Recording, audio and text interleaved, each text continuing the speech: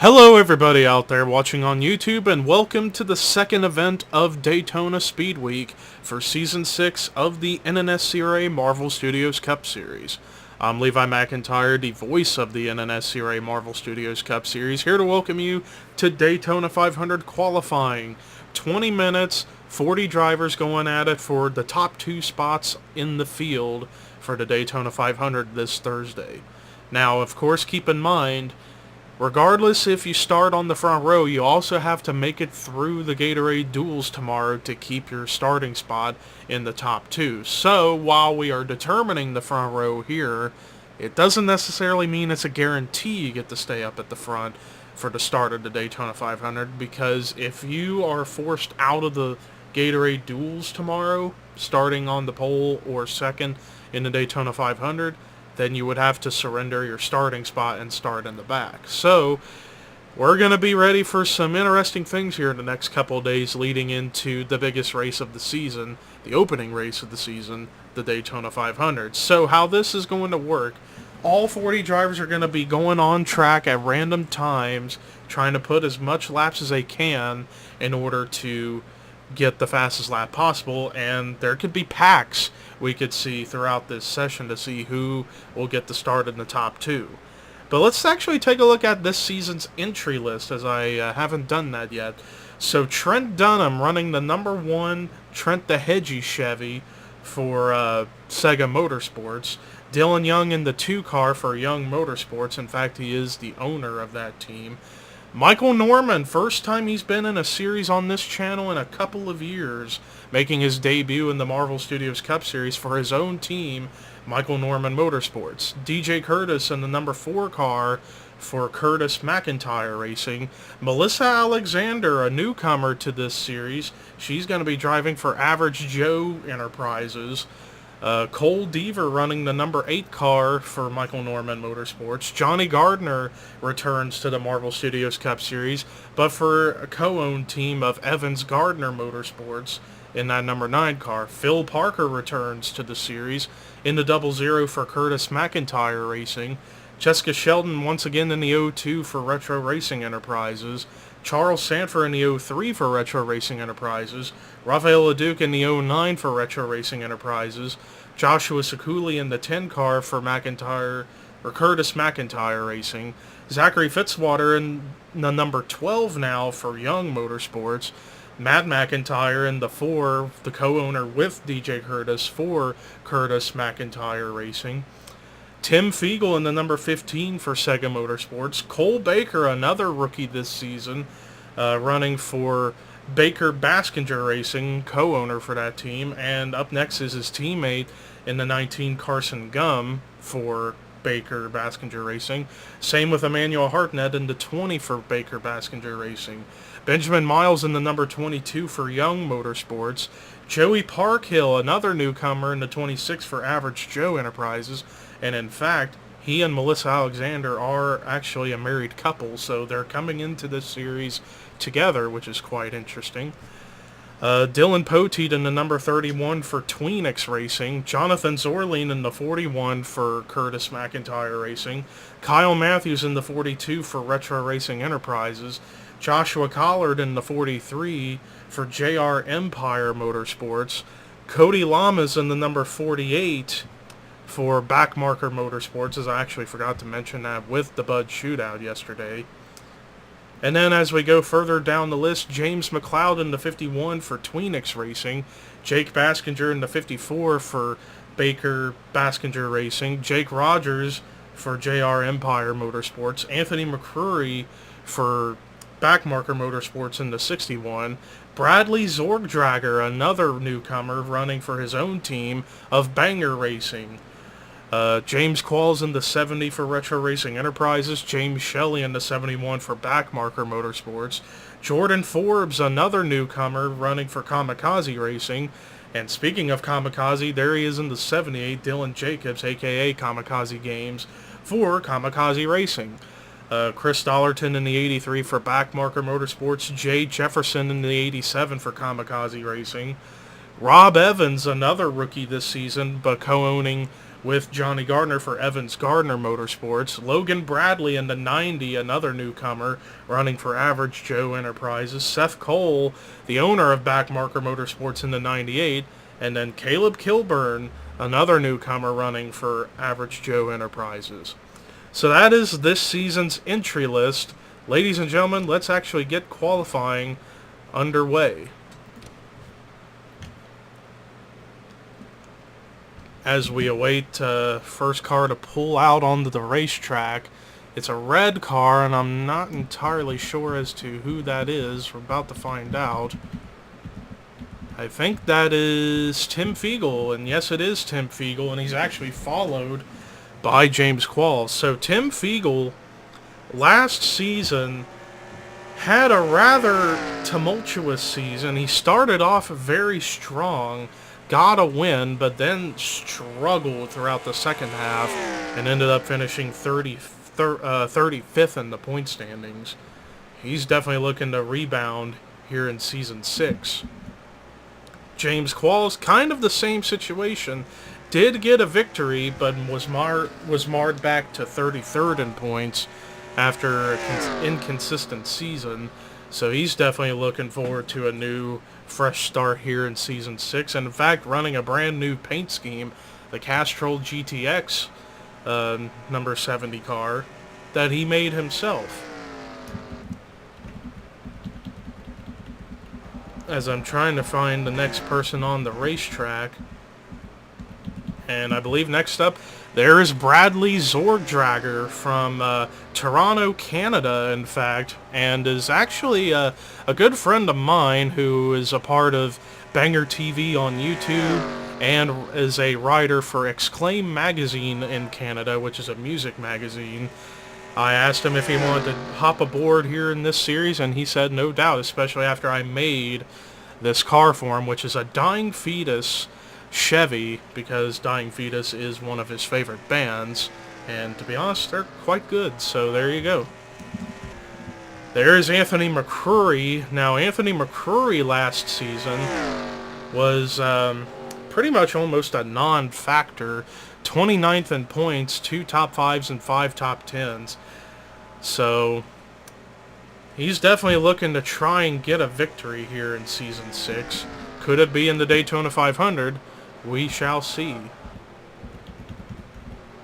As I'm trying to get to next on the track, there is Phil Parker in the 00 PS4, or actually no, just PlayStation, the PlayStation Ford for Curtis McIntyre Racing. Phil Parker, I can't remember the last time he drove in this series, but I think it's been a couple of seasons.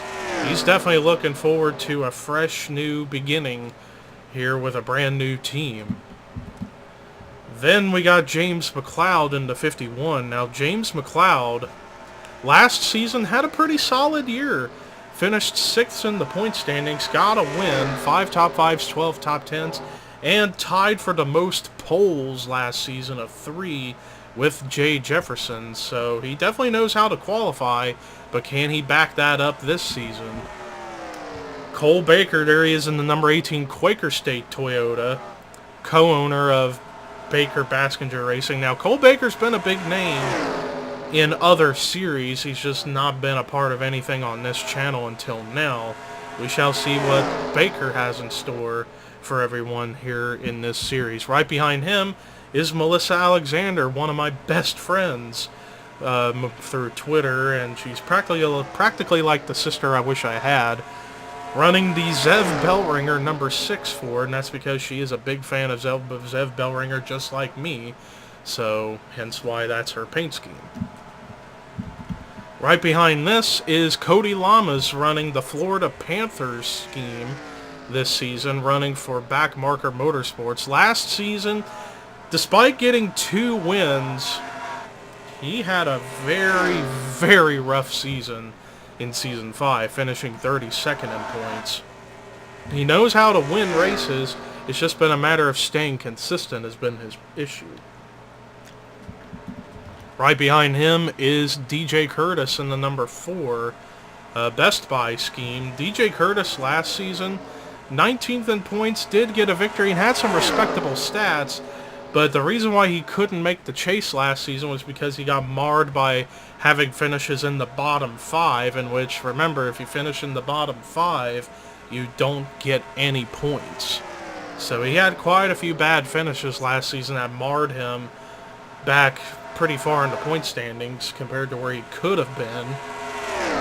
Perhaps this will be the season where he turns things around.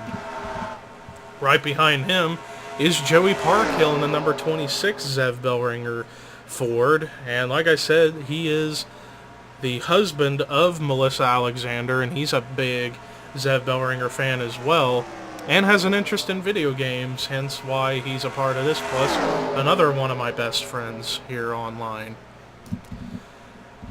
Side by side with teammate DJ Curtis is Jonathan Zorline. Jonathan Zorline has spent the last several seasons in the number 88, and now he's in a brand new team, brand new manufacturer, and that is a Ford for Curtis McIntyre Racing. Last season, 31st in points. He definitely wants to forget all about last season. Right behind him was one of the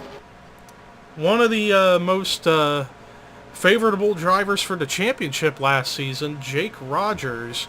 Jake Rogers last season finished second in the championship, missed out on the championship by 14 points with a victory, 6 top 5s, 13 top 10s. He definitely had a lot to show for a lot of different people. Perhaps could this be the season where he gets the championship? We shall find that out as the season progresses. Side by side on track is Chris Dollarton in the number 83 for Backmarker Motorsports in the Nationwide car. Yes, Chris, I got you in a Nationwide scheme because Nationwide is on your side. And last season, Chris Dollarton had a pretty darn good season. 2 wins, 3 top 5s, 10 top 10s, 4th in points. Can he keep that momentum up going forward here in Season 6 is the question. Right behind him, Dylan Poteet. Now, Poteet last season, 2 wins, but was 16th in points, and it was kind of a similar situation with guys like DJ Curtis, who started off strong and then just got marred with some bad finishes in the bottom 5 that rendered him less points. Can he actually step it up here in Season 6? Jake Baskinger, the co-owner of Baker Baskinger Racing, same team but with a different number and different sponsor, Bass Pro Shops Toyota, in the number 54. Baskinger last season, statistic-wise, was 20th in points but couldn't get a win. Can he pull one off here in Season 6? As right next to him, in front of him, Benjamin Miles in the 22. Benjamin Miles had a pretty successful season, 8th in points, got a victory, but can he improve upon that and try and get the championship, especially considering no chase this season, nor for the rest of this series' existence. It's just going to be a straight-up 36 race point system. Most points at the end of the season is the champion. Speaking of champions, here's a former champion in this channel, Jessica Shelton. Last season, however, Shelton, despite getting a win, she definitely would like to forget about last season. 37th in points. So, moving on to Joshua Collard in the 43. Now, Joshua Collard, during the regular season in Season 5, he was the guy to keep an eye out for the championship. But once we got into the chase, didn't quite have the same amount of success. 5th in points and got a victory, but was just not having the luck in the chase. But maybe for him, now that there is no chase, maybe he can keep that kind of consistency going and actually win the championship. Right in front of him is Emmanuel Hartnett in the 20. Same team, different sponsors, Sirius Satellite Radio, Chevy, or not Chevy, Toyota. And Hartnett in Season 5 got a victory, but was 24th in points. Kind of just like what happened with guys like DJ Curtis. Had some strong runs, but some bad runs in between. Look at this. Affiliates 3 wide. 2 of them teammates, the 1 and the 15. Cole Deaver in the number 8 Mountain Dew Chevy for Michael Norman Motorsports. It's been a little while since he's been a part of the Marvel Studios Cup Series. In fact, he was in the Amazon Prime Truck Series during Season 5 of Marvel Studios Cup and actually had a pretty darn good season. Almost won the Amazon Prime Truck Series Championship. Can he carry that success over to this series in a different season? As right behind him, Trent Dunham in the number 1. Trent Dunham last season got a victory, but and had some respectable stats, but again, had some bad finishes that marred him that far back in the point standings that prevented him from having a decent run at it. I've already talked about Tim Fiegel. Next up, Johnny Gardner. It's been a couple of seasons since we've seen Johnny Gardner in this series, and he's co-owning his own team. So, can he make something happen here in Season 6? Going by him is Carson Gum in the 19. Carson Gum last season, a pretty successful season, 9th in points and got a victory, and actually had the most top 5s of anyone last season with 8. Can he keep that kind of success going and improve upon it? We shall see. Underneath of him is the defending series champion, Dylan Jacobs, who had a phenomenal season, of course, with the championship, but tied with the most wins with 3, 6 top 5s, 13 top 10s, best average finish of anyone last season. Can he go 2 in a row? It's going to be a tough task, but he might be able to pull it off. As leading this pack right now is Zachary Fitzwater in the 12. And Zachary Fitzwater last season, 15th in points, had a decent season, almost made the chase, in fact. And if I can remember correctly, I think he missed out on the chase by a point to somebody. It's been a little while, but he still had a pretty successful season. Can he keep that kind of momentum going for himself? As next up, Joshua Sekuli, a former series champion, now in a brand new team, and last season for Sekuli, 23rd in points, couldn't catch a break with victories, but now that he's in a new team, can he make some magic happen? We'll find out as the season goes along. Then next up in this pack is Dylan Young in the 2. Dylan Young last season had a pretty successful first half of the season, 2 wins, 6 top 5s, 11 top 10s, but in the second half just sank like a rock. Can he improve upon that here in Season 6? As I'm looking around for more people, and next up, Jay Jefferson in the 87. Despite missing the chase, Jay Jefferson, despite minimal stats, 2 wins, 3 top 5s, 5 top 10s, he finished 11th in the point standings and had a decent run at it, so maybe by this rate he can actually make the not the chase, but finish strong in points. As I believe we had a spin and a wreck happen in the trial, and I want to say that it was with Zachary Fitzwater because he's slow. But anyways, Caleb Kilburn is next in the number 99, a rookie this season, newcomer on the scene. Can he make some magic happen? As next up, Rafael LeDuc in the number 09. Rafael LeDuc had some successful stats, but just couldn't catch a break as far as consistency goes. But now that he's in a new team, can he improve upon that? Logan Bradley in the number 90, another newcomer. We'll see what he can do. Kyle Matthews in the number 42. Kyle Matthews, despite having a poor chase run, he still finished 10th in points, but couldn't catch a win. Maybe this can be the season where he gets his first victory in quite some time.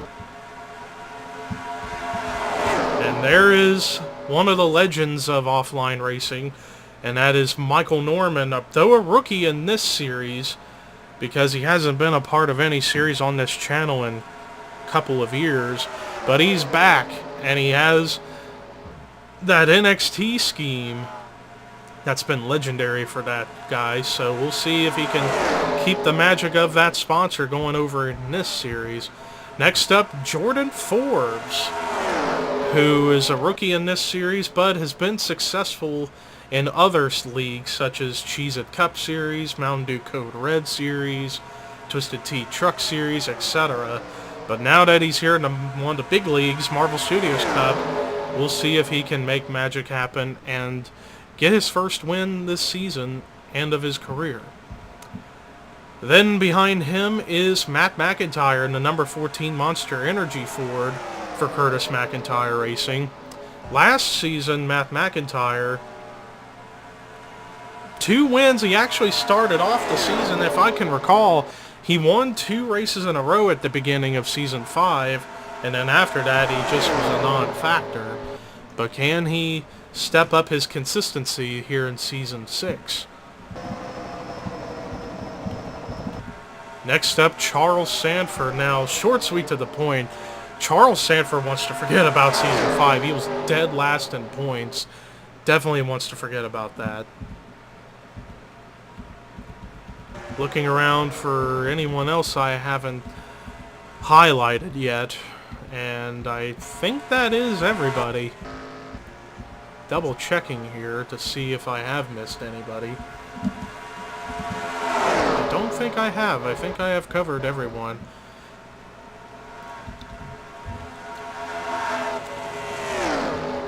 But nonetheless, we got about 3.5 minutes left in this qualifying session, and currently the front row would be Kyle Matthews and Trent Dunham, as Kyle Matthews actually got close to a 43-second time, and now the times have shifted, as now Joshua Sakuli is fastest, and Dylan Jacobs in second.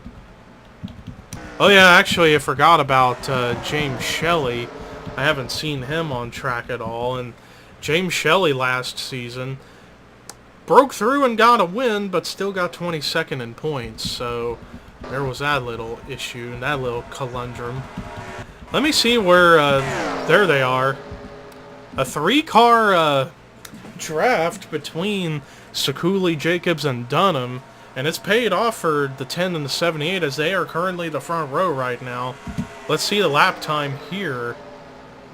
Not as fast, but still pretty quick.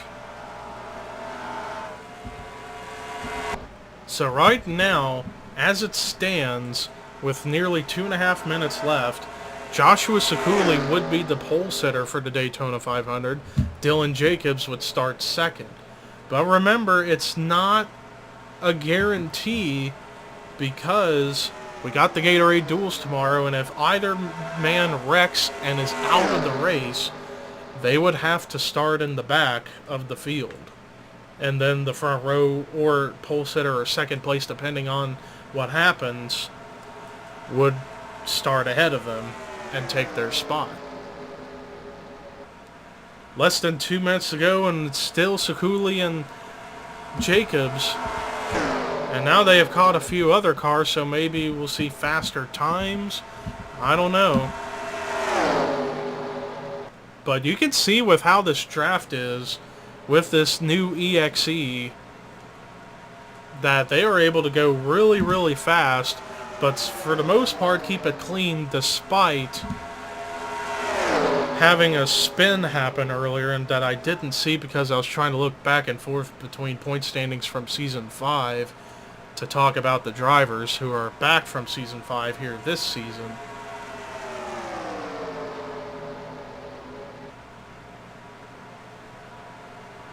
Nonetheless, it is still Sakuli and Jacobs.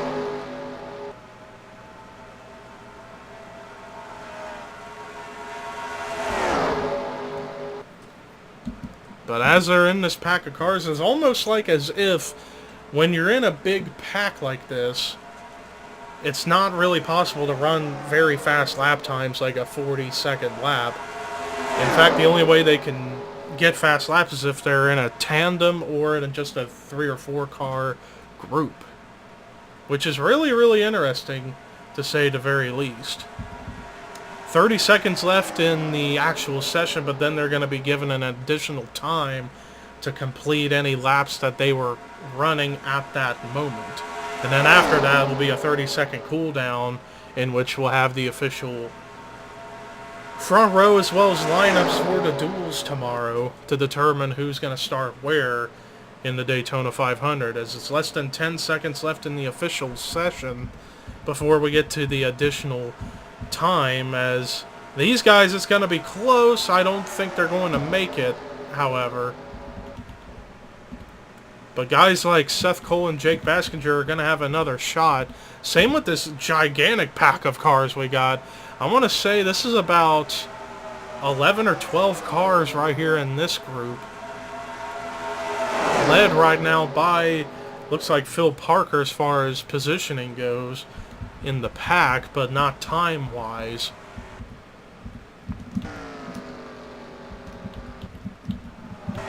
Final chance for some of these guys to get some better times, and don't look like it's happening, as we got only 3, 2, 1. Time is up and qualifying is over. The front row, at least for now, for the Daytona 500 is Joshua Sekuli and Dylan Jacobs. Sekuli on the pole, Jacobs in second.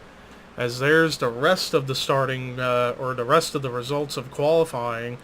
But the order of which they're going to start in the duels, it's going to be the odd number drivers racing in duel number 1, and then the even number drivers starting in duel number 2. So it's going to be quite interesting tomorrow for the Gatorade duels. But until then, thank you so much for watching. This is Levi McIntyre, signing off.